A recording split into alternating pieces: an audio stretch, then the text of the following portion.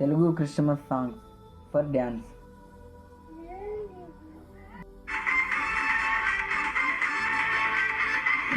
అరే డ్యాన్స్ మంచిగా ఉంది, మ్యూజిక్ కూడా ఉన్నది. నేను చేయొచ్చు డ్యాన్స్, చేయొచ్చు నేను. అబ్బా ఈ డ్యాన్స్ చేయడానికి ఇంకొక ఇద్దరు ముగ్గురు ఎట్లనే కావాలి. మా ఫ్రెండ్స్కి ఫోన్ చేస్తాను చేయని.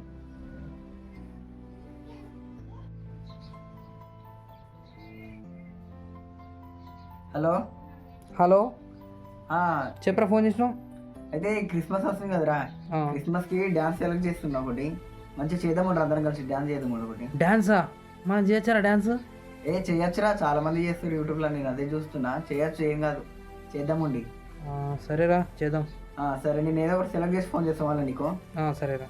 సరే సరే, ఇంకోటి చూద్దాం, ఇంకున్నాయి కదా.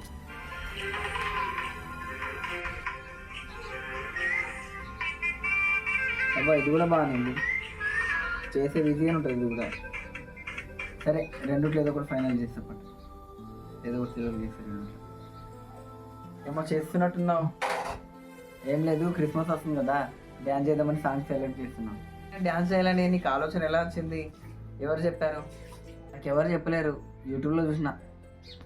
నీకు ఎవరు చెప్పారని అడుగుతున్నా అంతే. ఎందుకా? దేవుని మహిమపరచడానికి. అయినా నువ్వు డ్యాన్స్ చేస్తే దేవుని మహిమపరచబడుతుందా? ఇగో చెప్తా విను. కొంతమంది పాటలు పాడి దేవుని మహిమపరుస్తారు, కొంతమంది ప్రార్థనలు చేసి దేవుని మహిమపరుస్తారు, ఇంకొంతమంది స్తుతులు చెల్లించి దేవుని మహిమపరుస్తారు, ఇంకొంతమంది ఆరాధన చేసి దేవుని మహిమపరుస్తారు. అట్లనే మేము కూడా డ్యాన్స్ చేసి దేవుని మహిమపరచాలనుకుంటున్నాం. అట్లా చేసి దేవుని ఆత్మ మనలోకి వస్తుంది కదా. ఆత్మ వస్తుందా? అయినా నువ్వు రక్షణ తీసుకోలేవు కదా, ఏంది ఇప్పుడు డ్యాన్స్ చేయొద్దా? చేయకూడదంటే చేయకూడదు. మరి బైబిల్లో దావీదు మహారాజు కూడా నాట్యం చేశాడు కదా.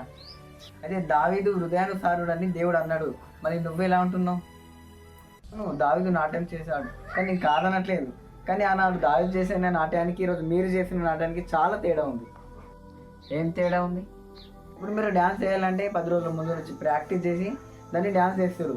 కానీ దావీదు మహారాజు ఎలా చేశాడు? అప్పుడే ఆయనకు దేవుడు ఇచ్చిన అంటే సంతోషంలో, ఆనందంలో, ఉల్లాసంతో ఆయన డ్యాన్స్ చేసిండు అప్పుడు. కానీ ఇప్పుడు మీరు ఎలా చేస్తారు? మిమ్మల్ని మనుషులు ఎవరో వినాలని, ఎవరో చూడాలని, ఎవరు మిమ్మల్ని మెచ్చుకోవాలని, ఎవరు మిమ్మల్ని పొగడాలని, కానీ మీరు ఇలా చేస్తారు. కానీ దావీదు మహారాజు ఎలా చేసిండు? ఆత్మలో పరవశిస్తూ నాట్యం ఆడిండు. అన్నాడు దావీదు నాట్యం చేసేటప్పుడు అతని శరీరం పైన సన్నటి నారతో చేయబడిన ఒక ఎపోదాము అదే ఉంచబడింది. కానీ ఇప్పుడు మీరు చేస్తున్న నాట్యంలో ఎలా ఉంది? ఎంతో ఖర్చుతో కూడుకున్న వస్త్రాలతో మీరు చేస్తున్నారు. ఇప్పుడు చెప్పు, దావీదు చేస్తున్న నాట్యం మీరు చేస్తుంది ఒకటేనా? అయినా డ్యాన్స్ చేయాలంటే కూడా చాలా కష్టపడి చేస్తున్నాం కదా.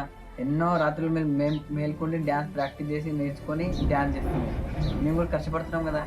కరెక్టే, మీరు నైట్ అంతా మేల్కొని డ్యాన్స్ ప్రాక్టీస్ చేస్తున్నారు, డెకరేషన్ చేస్తున్నారు.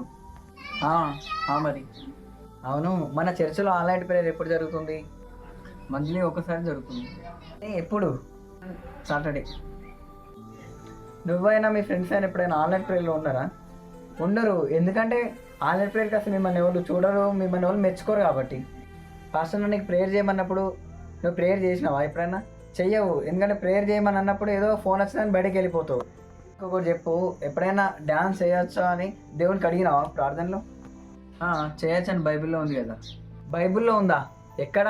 కీర్తనలు 149:3, కీర్తనలు 154. ఈ వచనంలో ఏముందో నీకు తెలియదా? అక్కడ దేవుని స్తుతించడానికి నాట్యం ఆడమని ఉంది. నిజం చెప్పు, నువ్వు దేవుని స్తుతించడానికి నాట్యం ఆడుతున్నావా, లేదా ఎవరైనా చూడాలని నాట్యం ఆడుతున్నావా? నాట్యాలు ఎన్ని రకాలు? తెలుసు. నీకే డ్యాన్స్ కావాలో చెప్పు. డ్యాన్స్లో 2 రకాలు. మొదటిది మనసు సంతోషంగా ఉన్నప్పుడు చేసేది, అది మొదటిది. రెండవది వేరే మనిషిని సంతోషపరచడానికి చేసేది, అది రెండవది. మొదటి దాంట్లో ప్రాక్టీస్ ఉండదు, ప్రిపరేషన్ ఉండదు, ఎవరో చూస్తారనే ఆలోచన ఉండదు. కానీ రెండో దాంట్లో ప్రాక్టీస్ ఉంటుంది, ప్రిపరేషన్ ఉంటుంది, మళ్ళీ ఆ మనిషికి ఎలా చేస్తే నచ్చుతుంది, ఏ డ్రెస్ వేసుకుంటే నచ్చుతుంది అని ఇవన్నీ ఆలోచనలు ఉంటాయి. మనుషులను ఆనందపరచడానికి ఒక అమ్మాయి నాట్యం చేసింది బైబిల్లో. ఆ అమ్మాయి ఎవరో తెలుసా? తెలియదు. హేరోదు కుమార్తె నాట్యం చేసింది. ఎందుకు చేసింది? ఓ వేడుకలో తను అక్కడ వచ్చిన ప్రజలందరినీ సంతోషపరచడానికి, తన తండ్రిని సంతోషపరచడానికి నాట్యం చేసింది. ఇంతకుముందు నేను చెప్పినా కదా 2 రకమైన నాట్యాలని.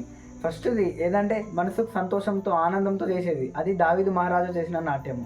సెకండ్ది మనుషుల మెప్పు కోసము మనుషులను సంతోషపరచడానికి చేసింది, అది హేరోదు కుమార్తె చేసింది.